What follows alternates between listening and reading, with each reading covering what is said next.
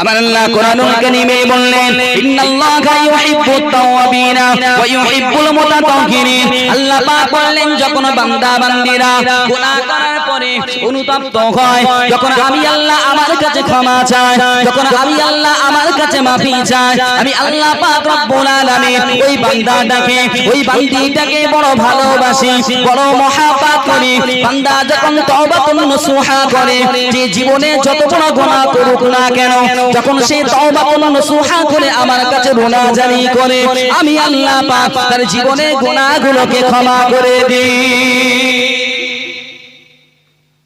আল্লাহ চান যে বান্দাকে আমি ক্ষমা করতেই থাকবো।